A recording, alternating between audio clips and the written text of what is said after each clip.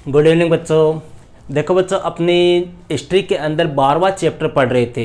12वां जो चैप्टर है अपने औपनिवेशिक शहर, इस चैप्टर की अपने 3 क्लास हो चुकी है। आज अपने इस चैप्टर की चौथी क्लास के ऊपर चर्चा करेंगे।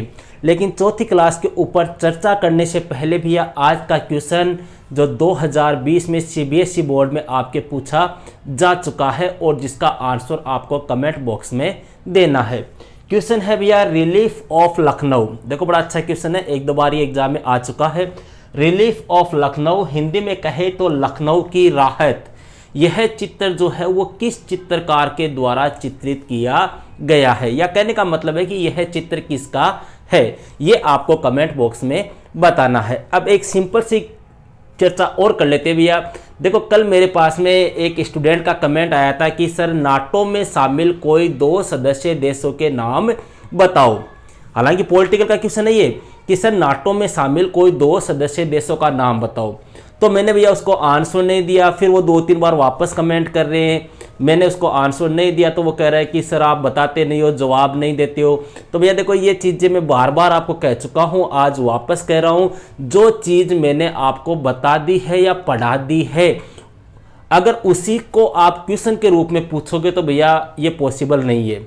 कल को आप कह दो कि गुरुजी शीत युद्ध क्या होता है, अरे तो शीत युद्ध में आपको पढ़ा चुका हूँ। कल को आप कह दो कि गुरुजी 1857 क्रांति कब, कहाँ से और क्यों हुई, तो साहब 1857 क्रांति में आपको पढ़ा चुका हूँ। अब वापस मैं आपको बार बार कमेंट में लिख लिख के आंसर दूं क्या कि कब हुई थी, कहाँ हुई थी, कैसे हुई थी। आप वीडियो देखो, वीडियो को पूरा देखो। अगर आपके ये लगे कि हाँ सर ने ये चीज़ छोड़ दी है तो आप मेरे से पूछो। अगर ऐसा कोई क्वेश्चन होता है तो मैं खुद जवाब देता हूँ आपको। लेकिन ये जो ऐसे क्वेश्चन पूछ रहे हैं ना, सर झांसी की रानी लक्ष्मीबाई की मृत्यु कब हुई थी, सर झांसी में विद्रोह कब हुआ था, अरे सारी चीजें मैं सारणी बना के आपको समझा चुका हूं, हर बात आपको समझा चुका हूं। तो इस प्रकार के भैया कमेंट जो है आप ना करें। पहले आप अपनी एक बार प्लेलिस्ट चेक कर ले, वहां पर मैं सब कुछ आपको डिटेल से समझा रहा हूं, डिटेल से आपको नोट्स लिखा रहा हूं। फिर भी अगर कुछ रह जाए तो आप मेरे को कमेंट कर सकते हैं। अब आज की क्लास की चर्चा करते हैं भैया। बड़ा ही इंटरेस्टिंग टॉपिक है। अपने टॉपिक का नाम है पृथक्करण, नगर नियोजन और भवन निर्माण। मतलब यह जो औपनिवेशिक शहर थे अपने, कौन कौन से 3 औपनिवेशिक शहर, मद्रास, बंबई और कलकत्ता, ये 3 औपनिवेशिक शहर थे अंग्रेजों के द्वारा बसाए गए। ठीक है, अब यहाँ पर नगर नियोजन किस प्रकार से हुआ, यहाँ पर बस्तियों को अलग अलग किस प्रकार से किया गया, यहाँ पर भवनों का निर्माण किस प्रकार से किया गया, इन सारी बातों के ऊपर अपने चर्चा करेंगे। आज की क्लास में अपने मद्रास और कलकत्ता इन दोनों के ऊपर चर्चा करेंगे। तो सबसे पहले स्टार्ट करते हैं भैया मद्रास की। मद्रास में बसावट और पृथक्करण। देखो भैया आपको फर्स्ट क्लास में मैंने बताया था कि अंग्रेज जो थे, इन अंग्रेजों ने 1639 ईस्वी में किसके ऊपर अधिकार कर लिया था, मद्रास पर। मतलब मद्रास पर अधिकार कब हो गया था अंग्रेजों का, 1639 में। ठीक है, फिर यहाँ पर इन्होंने नगर नियोजन की प्रक्रिया प्रारंभ की, यहाँ पर किले बनाए, यहाँ पर शहर बसाया, यहाँ पर मकानों का निर्माण करवाया। तो वो किस प्रकार से हुआ था उसके ऊपर अपने चर्चा कर रहे हैं। देखो व्यापारिक गतिविधियों का पहला केंद्र सूरत बंदरगाह था भैया। किन की व्यापारिक गतिविधियों का, देखो भैया अंग्रेज जो थे, अंग्रेज ने एक कंपनी थी जिसका नाम था ईस्ट इंडिया कंपनी, जिसकी स्थापना 1599 या 1600 ईस्वी में हुई थी। देखो कई बुक में भी आप 1599 दिया आता है, कई में 1600 दिया आता है, तो आप दोनों ही सही है, कोई सा भी मान सकते हो। एक्चुअल ये है इस टाइम पे स्थापना हुई थी, लेकिन ऐसा भी कहते हैं कि 1600 ईस्वी तक हो गई थी, वो दिसंबर का महीना था। तो भैया अंग्रेज आए थे भारत में व्यापार करने के लिए। तो यहां पर पहला क्वेश्चन तो ये आता है कि अंग्रेजों ने व्यापारिक गतिविधियों का पहला केंद्र भारत में किस बंदरगाह को बनाया था, तो ध्यान रखना भैया सूरत बंदरगाह को बनाया था। और सूरत अपने कौन से तट पर स्थित है, पश्चिमी तट पर है। मतलब यहां से अंग्रेज जो थे वो क्या करते थे, व्यापार करते थे। यहां पर बंदरगाह था, यहां से व्यापार करते थे, वस्तुओं का आयात निर्यात करते थे। लेकिन फिर अंग्रेजों ने पूर्वी तट के ऊपर भैया 1639 ईस्वी में मद्रास में व्यापारिक चौकी स्थापित कर दी। पश्चिमी तट तो ये हो गया, फिर भैया पूर्वी तट के ऊपर चले गई है। ठीक है, और पूर्वी तट के ऊपर जाकर इन्होंने मद्रास में एक व्यापारिक चौकी की स्थापना कर दी। मतलब जो एक प्रकार से व्यापारिक गतिविधियों के ऊपर क्या रखती थी, नजर रखती थी। इसी मद्रास चौकी को भैया स्थानीय लोग, मतलब वहां के जो लोग थे वो क्या कहते थे, चेन्नापट्टनम कहते थे। क्वेश्चन आता है कि कि मद्रास में अंग्रेजों के द्वारा जो व्यापारिक चौकी स्थापित की गई उसे क्या कहते हैं, या पूछ ले चेन्नापट्टनम क्या है, तो 1639 में अंग्रेजों के द्वारा मद्रास में एक व्यापारिक चौकी स्थापित की गई। एक व्यापारिक चौकी जानते हो ना अपने, जैसे पुलिस चौकी, ठीक है। चौकी मतलब जो क्या रखती है, नजर रखती है, ध्यान रखती है। तो व्यापारिक चौकी कहां पर स्थापित की थी भैया, मद्रास में। कब, 1639 में। अंग्रेजों का पहला व्यापारिक केंद्र जहां से व्यापार करते थे वो कौन सा था, सूरत। ओके, स्थानीय लोग इसे चेन्नापट्टनम कहते थे। अंग्रेजों का 1746 से लेकर 1663 तक भैया किन के साथ में संघर्ष रहा, फ्रांसीसियों के साथ में रहा। देखो मैंने आपको बताया था भारत में कई यूरोपीय कंपनियां आई थी, अपने यहाँ पर पुर्तगाली भी आए थे, अपने यहाँ पर फ्रांसीसी भी आए थे, यहाँ पर डच्ची भी आए थे, यहाँ पर डेनमार्क के लोग भी आए थे, यहाँ पर अंग्रेज भी आए थे। तो अंग्रेज और फ्रांसीसी जो थे भैया, इनका युद्ध हुआ था कब से कब तक लेकर, 1746 से लेकर 1763 तक। तब अंग्रेजों ने क्या किया भैया, युद्ध या संघर्ष के कारण मद्रास की इन्होंने क्या कर दी, अंग्रेजों ने किलेबंदी कर दी। मतलब मद्रास जो था वहां पर एक किला बना दिया और उस किले को क्या नाम दिया, फोर्ट सेंट जॉर्ज। ये अंग्रेजों के द्वारा भारत में बनाया गया पहला किला था, यह आपको मैं बता चुका हूं, ठीक है। फिर देखो भैया 1761 में फ्रांसीसियों की क्या हो गई, हार हो गई। मतलब 1746 से 1763 तक लड़ाइयां चली थी, लेकिन 1761 में फ्रांसीसी जो है वो अंतिम रूप से हार गए थे। फिर धीरे धीरे छोटी मोटी लड़ाइयां होती रही और 1763 में एक प्रकार से युद्ध समाप्त हो गए। हार होने के बाद भैया जो अंग्रेज थे उन्होंने मद्रास को एक व्यापारिक शहर के रूप में क्या कर दिया, विकसित कर दिया। मतलब मेन व्यापारिक शहर जो है वो किसको बना दिया, अपने मद्रास को बना दिया। सारी व्यापारिक गतिविधियां जो है वो मद्रास से होने लग गई। पहले कहां से थी, सूरत से थी। अब सूरत का स्थान किसने ले लिया, मद्रास ने ले लिया। यहां पर भैया जो किला बनाया था, कौन सा किला, फोर्ट सेंट जॉर्ज, यह व्हाइट टाउन में बनाया गया था। कहां पर बनाया गया था, व्हाइट टाउन। देखो मैंने लास्ट क्लास में बताया था white town, black town. White town मतलब जहां गोरे लोग बसते थे, जहां पे यूरोपीय अंग्रेज रहते थे। ब्लैक टाउन मतलब जहां पे काले भारतीय या अश्वेत रहते थे। तो ये क्वेश्चन पूछ ले कि अंग्रेजों के द्वारा जो मद्रास में किला बनाया गया था फोर्ट सेंट जॉर्ज, वह कहां बनाया गया था, व्हाइट टाउन में बनाया गया था भैया, ध्यान रखना। व्हाइट टाउन में बनाया गया जहां पर यूरोपीय लोग रहते थे। यूरोपीय लोगों में अंग्रेज है, डच है, पुर्तगाली है या अन्य कोई व्यक्ति, ठीक है। जबकि जो ब्लैक टाउन था भैया, इस ब्लैक टाउन का विकास जो है वो कहां किया गया, इस किले से बाहर किया गया। मतलब जो किलेबंद बस्ती थी ना, जहां पे किला था वहां पर तो कौन रहते थे, ओनली व्हाइट टाउन था वो एरिया। तो मतलब वहां पर गोरे लोग रहते थे, पुर्तगाली रहते, अंग्रेज रहते, डच्ची रहते। अब बच्ची जो ब्लैक लोग थे, जो काले लोग थे, अश्वेत लोग थे, भारतीय लोग थे, उनको भैया कहां पर रखा गया, ब्लैक टाउन में रखा गया। मतलब अंग्रेज जहां भी गए ना भैया, उन्होंने दो कस्बे बना दिए, दो टुकड़े कर दिए, एक ब्लैक टाउन, एक व्हाइट टाउन। व्हाइट टाउन किनका हो गया, श्वेत लोगों का, अंग्रेजों का, यूरोपियों का, जो ईसाई धर्म को स्वीकार करते हैं। ब्लैक टाउन किनका हो गया, अश्वेत, काले लोगों का, भारतीय लोगों का, ठीक है। तो ब्लैक टाउन तो कहां पर होता था, किले के अंदर होता था भैया। ये व्हाइट टाउन तो कहां होता था, किले के अंदर, जो किलेबंद बस्ती होती। और ब्लैक टाउन जो होता था वो कहां पर होता था, देखो यह किले से बाहर होता था। और यहां पर भैया जो घर होते थे वो सीधी कतारों में होते थे, ऐसे लाइन में घर होते थे, ठीक है। इस प्रकार से लाइन बना दी, इस प्रकार से लाइन बना दी, इस प्रकार के क्या होते थे, घर होते थे। और पुराने जो घर थे ना भैया वहां पर, मतलब मद्रास में जो पुराने घर थे, उन पुराने घरों को तो अंग्रेजों ने क्या कर दिया, गिरा दिया। मतलब जो पुराने ब्लैक टाउन थे उनको तो गिरा दिया और नए ब्लैक टाउन बसा दिए, और घर जो है वो सीधे लाइन के रूप में बना दिए।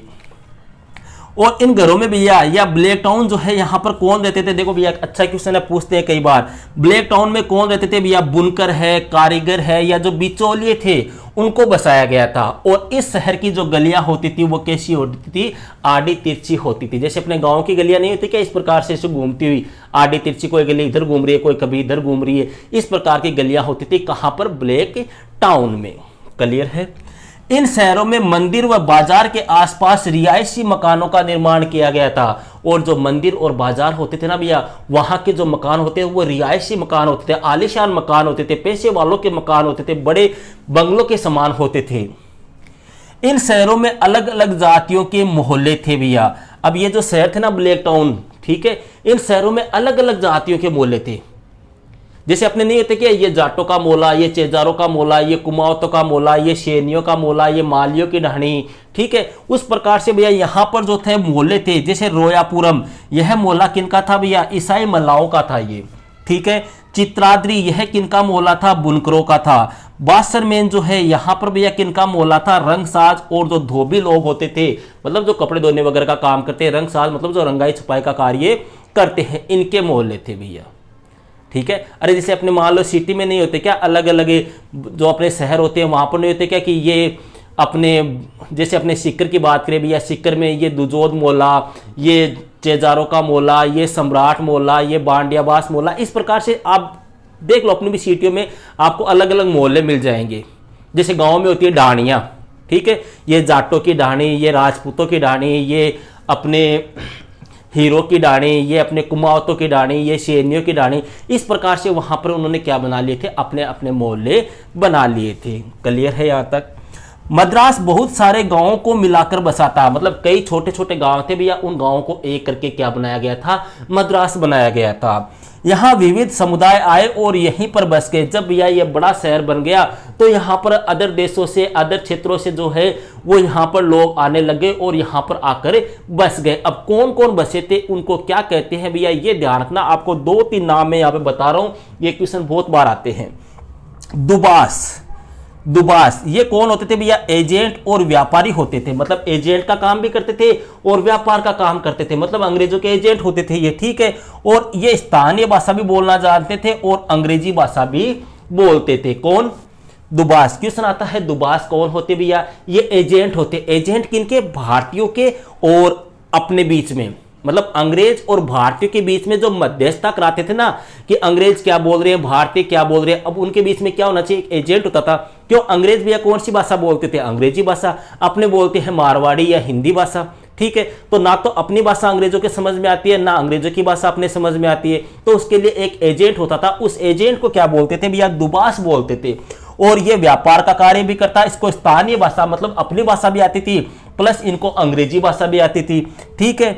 ये भारतीय प्लस अंग्रेजों के मध्य क्या करते थे भैया? मध्यस्थ की भूमिका निभाते। तो ध्यान रखना, क्वेश्चन आता है दुबास क्या है, कोई दिक्कत नहीं है, हालांकि नोट्स में मैं आपको इस तरह से लिखा दूंगा। दूसरा है भैया तेलुगु कोमाटी समुदाय। यह क्या था भैया? यह ताकतवर व्यावसायिक समूह था, मतलब व्यापार का काम करता था, ताकतवर लोगों का एक समूह था। और इसका किसके ऊपर नियंत्रण था? अनाज के व्यवसाय पर, मतलब जो बिजनेस होता था ना, व्यापार होता था अनाज का, गेहूं चावल दाल वगैरह जो भी, इनके ऊपर इनका कंट्रोल होता था।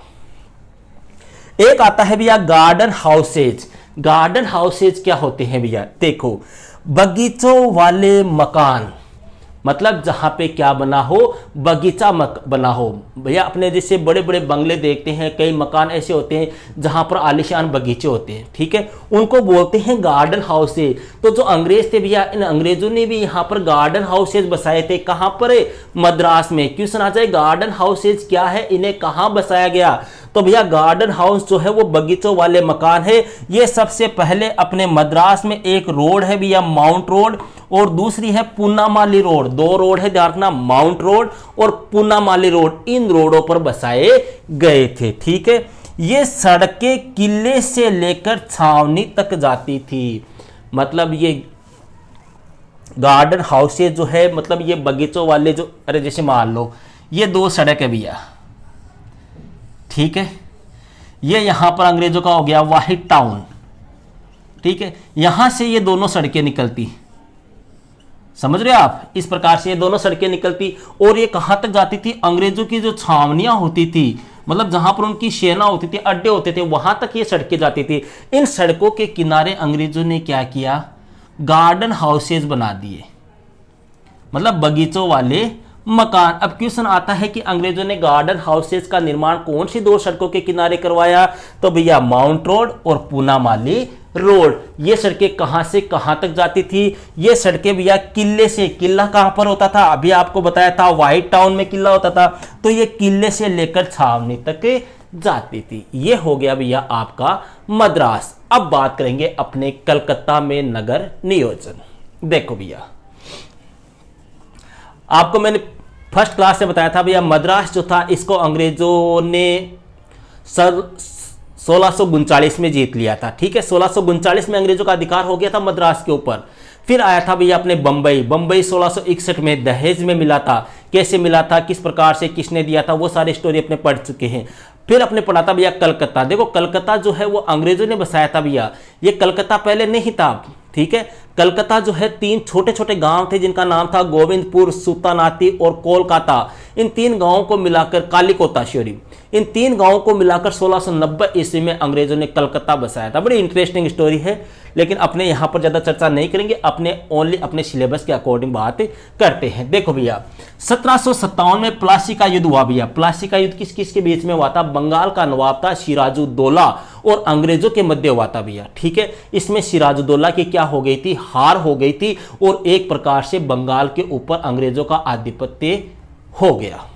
ठीक है, इसमें सिराजुद्दौला की हार हो गई और बंगाल पर किनका आधिपत्य हो गया? अंग्रेजों का आधिपत्य हो गया। अंग्रेजों ने भैया 3 गांव थे, सुल्तानाती, गोविंदपुर और कोलकाता। इन तीनों गांवों को मिलाकर भैया कौन सा शहर बसाया था? कलकत्ता बसाया था। और कब बसाया था? 1690-91 में। कई किताबों में 90 भी लिखा हुआ है, कईयों में 91 भी लिखा हुआ है। ठीक है, 90-91 में अपने जो भी सही है दोनों ही अपने कर सकते हैं। जैसे ईस्ट इंडिया कंपनी है भैया, कई ऐसा लिखते हैं कि 1599 में स्थापना हुई थी, कई किताबों में 1600 लिखा हुआ है, जबकि एक्चुअल अपनी बात करें तो वो 1599 ही है। ठीक है, अब तीनों गांवों को मिलाकर भैया कलकत्ता शहर बसा दिया और यहां पर अंग्रेजों ने एक किला बनाया था जिसका नाम था फोर्ट विलियम किला। ठीक है, अब यहां पर मैं ये नहीं बताऊंगा ये कहां पर बनाया था, आपको पता है कहां बनाएंगे? व्हाइट टाउन में बनाएंगे, सीधी सी बात है, क्योंकि अपनी चर्चा कर चुके हैं। किले जो भी थे वो कहां थे? व्हाइट टाउन में थे। देखो यहां पर कौन सा किला बनाया था अंग्रेजों ने? Fort saint George. ये भारत में बनाया गया अंग्रेजों के द्वारा पहला किला था। जबकि कलकत्ता में कौन सा बना रहे हैं? Fort William. ध्यान रखना भैया, इन किलों में कंफ्यूज मत हो जाना। ठीक है, और ये किला कहां बनाया गया था भैया? ये अगर क्वेश्चन कलकत्ता हो तो कलकत्ता तो अपने कर देंगे, कोई बात नहीं है, लेकिन अगर गांव दे दे, इन तीनों गांवों के नाम दे दे तो ध्यान रखना भैया, ये जो गांव था ना, इस स्थान में बनाया गया था ये किला। गोविंदपुर गांव में यहीं पर एक खाली मैदान भी छोड़ दिया, मतलब 28 किलो बना दियो और 28 का ही छोड़ दिया, एक खाली जगह छोड़ दी, एक खाली मैदान भी छोड़ दिया। अब ये यहां पर क्वेश्चन यह आता है कि अंग्रेजों के द्वारा ये खाली मैदान क्यों छोड़ा गया था? मतलब ये किला बना दिया, ठीक है, और इस किले के सामने इस प्रकार से यहां पर खाली मैदान छोड़ दिया। अब यहां पे क्वेश्चन ये आता है कि साहब इन्होंने खाली मैदान क्यों छोड़ा था? खाली मैदान इसलिए छोड़ा था क्योंकि इधर से मान लो कोई सेना आक्रमण कर रही है इनके ऊपर, किले के ऊपर आक्रमण करती। अब यहां पर मान लो ये घर वगैरह बसा देते, यहां पर कॉलोनी वगैरह बसा देते, खाली मैदान नहीं रखते तो युद्ध कैसे करते? तो अब यहां पर खाली मैदान इसलिए रखा कि जैसे ये सेना खाली मैदान में आती ना, इस यहां से भैया किले से इनके ऊपर क्या होता था? प्रहार कर देते, वो तोपों से, गोलों से, बंदूकों से इनके ऊपर आसानी से प्रहार कर देते और खाली मैदान में उनको भागने की या छिपने की जगह भी नहीं मिलती, इसलिए भैया खाली मैदान छोड़ा था। यहाँ पे क्वेश्चन पूछ लिया आपको कि अंग्रेजों ने जो फोर्ट विलियम किला था उसके सामने खाली मैदान किस लिए छोड़ा था, तो आपको ध्यान रखना है। फोर्ट विलियम किला कहां पर बसाया गया था? गोविंदपुर में, और यहीं पर एक खाली मैदान छोड़ दिया। इस खाली मैदान को भैया स्थानीय लोग जो है वो गारेर मठ कहते हैं। ध्यान रखना भैया, बहुत बार पूछा हुआ है, गारेर मठ क्या है? अंग्रेजों के द्वारा कलकत्ता में या गोविंदपुर में जो किला बनाया गया था उस किले के सामने जो खाली जगह छोड़ी गई उसी को गारेर मठ के नाम से जाना जाता है। और यह जगह भैया किस लिए छोड़ी गई थी? यह मैदान युद्ध के लिए छोड़ा गया था और मैदान के किनारों पर आवासीय इमारतें बसा दी गई। और इस मैदान के किनारों पर भैया, ये मैदान के किनारे हो गए, यहां पर अंग्रेजों ने आवासीय इमारतें, मतलब लोगों के रहने के लिए क्या बना दी? इमारतें बना दी, बिल्डिंग्स वगैरह बना दी। क्लियर है? यहीं पर कलकत्ता में भैया गवर्नमेंट हाउस का निर्माण करवाया गया। गवर्नमेंट हाउस, क्वेश्चन, पहला क्वेश्चन तो ये आता है कि कलकत्ता में गवर्नमेंट हाउस का निर्माण कब व किसने करवाया, या अंग्रेजों के द्वारा गवर्नमेंट हाउस का निर्माण कहां करवाया गया? तो भैया गवर्नमेंट हाउस का निर्माण 1798 ईस्वी में लॉर्ड वेलेजली, ये भारत का गवर्नर जनरल था भैया इस टाइम पे। 1798 में भारत का गवर्नर जनरल कौन था? लॉर्ड वेलेजली था भैया। इसने कलकत्ता में 1798 ईस्वी में क्या बनाया था? गवर्नमेंट हाउस बनाया था। और कहां बनाया था? कलकत्ता में। यह अंग्रेजी सत्ता का क्या था? प्रतीक था। क्वेश्चन पूछ ले, अंग्रेजी सत्ता का प्रतीक किसे मनाता है? गवर्नमेंट हाउस को। निर्माण किसने करवाया? लॉर्ड वेलेस्ली ने।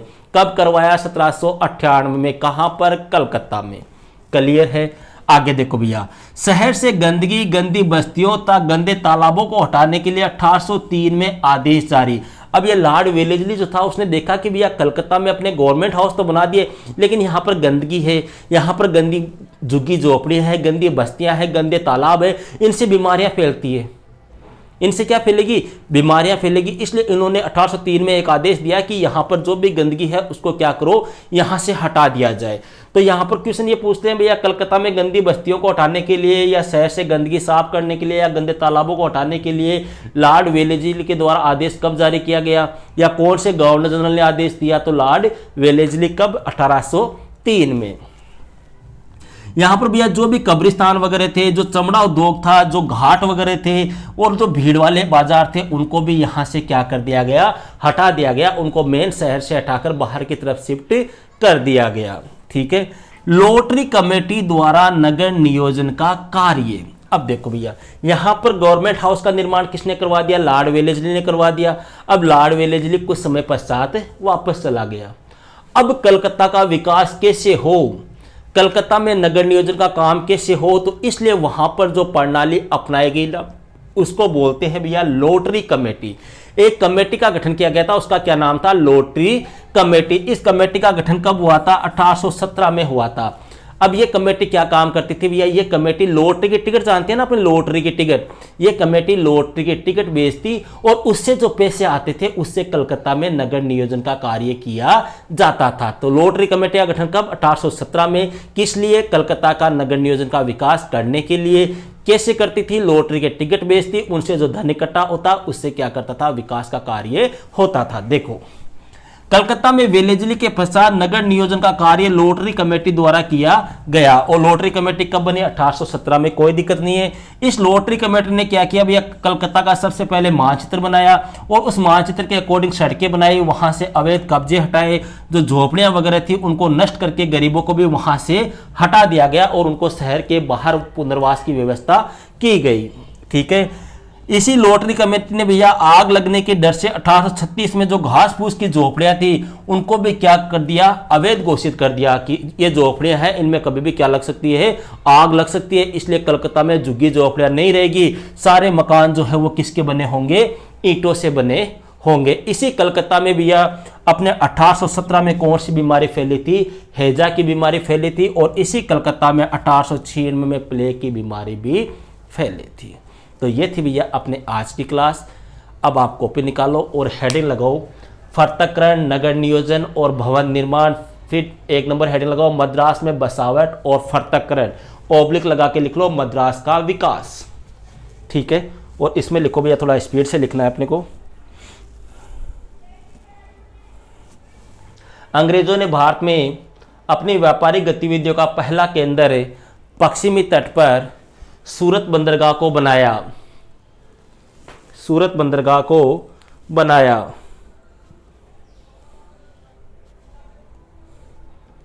फिर 1639 में अंग्रेजों ने मद्रास में एक व्यापारिक चौकी स्थापित की, जिसको स्थानीय लोग चेनापट्टनम कहते थे।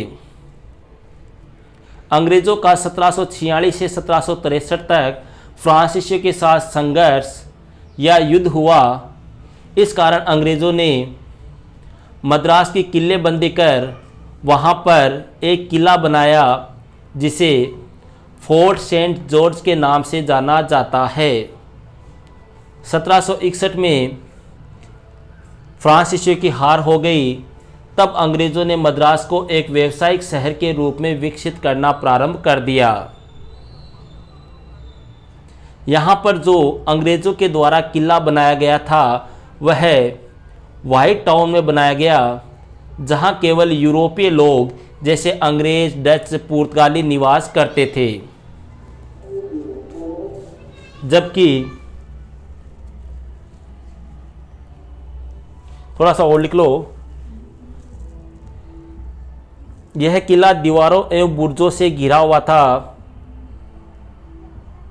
किले के भीतर रहने का फैसला रंग और धर्म के आधार पर किया जाता था। ठीक है, फिर अपने नीचे पैराग्राफ चेंज करके लिखो, ब्लैक टाउन का विकास किले से बाहर किया गया।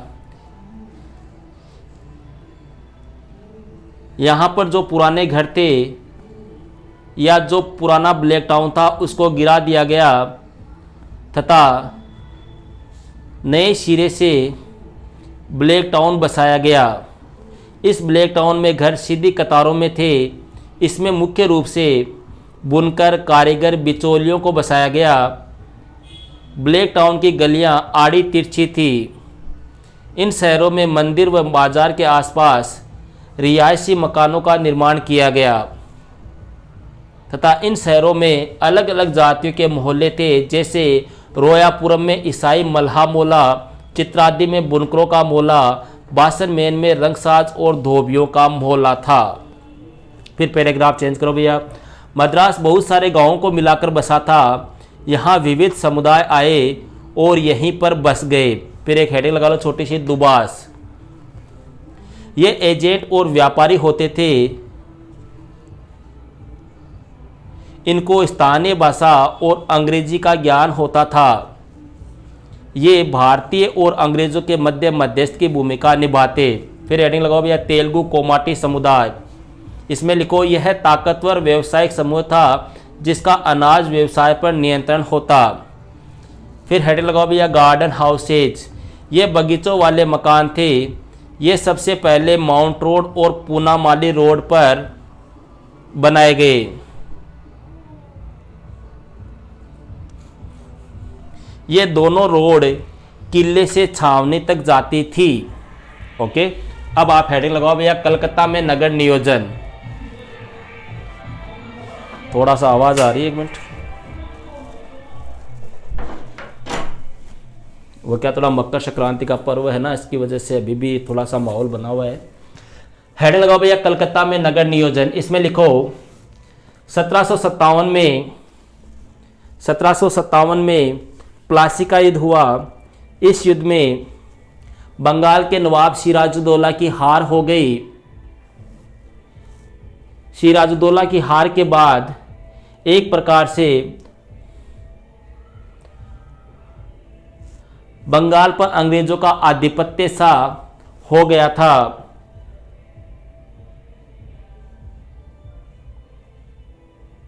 ईस्ट इंडिया कंपनी ने यहां पर सुल्तानाती, गोविंदपुर और कोलकाता नामक 3 गांवों को मिलाकर 1690 में कलकत्ता शहर बसाया। कलकत्ता शहर बसाया। कलकत्ता शहर बसाया। इन तीनों गांवों में से सबसे दक्षिण में पड़ने वाले गोविंदपुर गांव की जमीन को साफ करके यहां पर फोर्ट विलियम किले का निर्माण करवाया तथा इसके आसपास एक विशाल खाली जगह छोड़ दी गई, जिसे स्थानीय लोग मैदान या गारेर मठ कहते। खाली मैदान रखने का उद्देश्य था कि अगर दुश्मन की सेना किले की ओर बढ़े तो उसे किले से बिना किसी रुकावट के लगातार गोलाबारी की जा सके।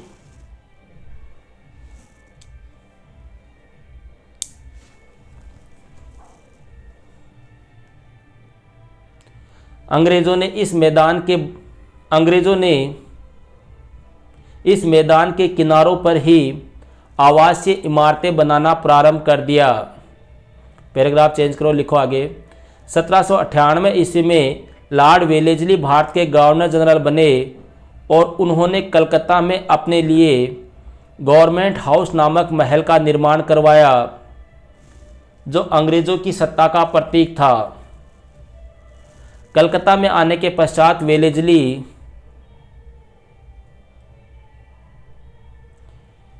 ने आवश्यकता से अधिक हरियाली, भीड़-भाड़, गंदे तालाबों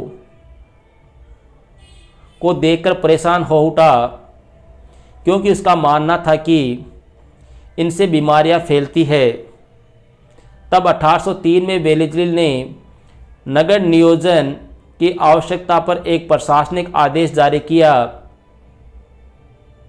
तथा अनेक बाजार, घाटों, कब्रिस्तान एवं चमड़ा उद्योग को शहर से हटा दिया।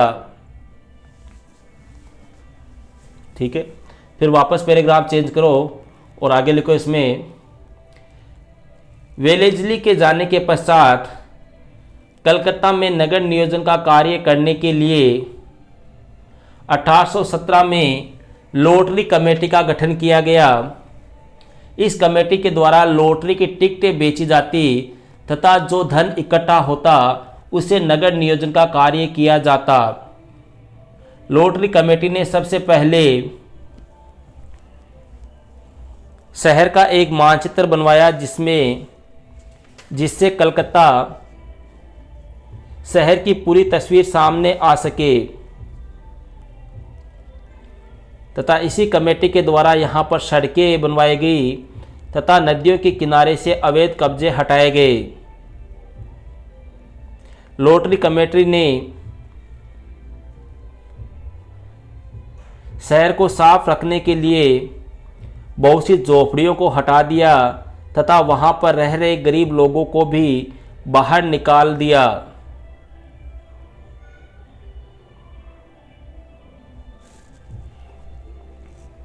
फिर आगे लिखो भैया,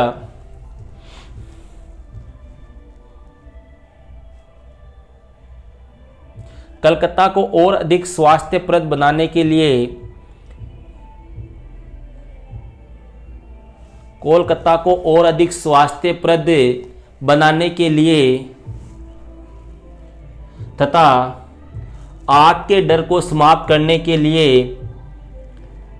1836 में घास फूस की झोपड़ियों को अवैध घोषित कर दिया तथा ईंटों से मकान बनाना अनिवार्य कर दिया।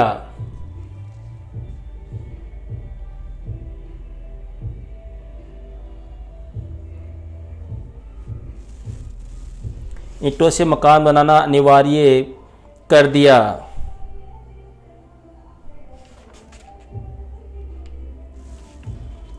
एक दो लाइनों और लिख लो। 19वीं शताब्दी तक शहर में सरकारी हस्तक्षेप बहुत अधिक बढ़ गया।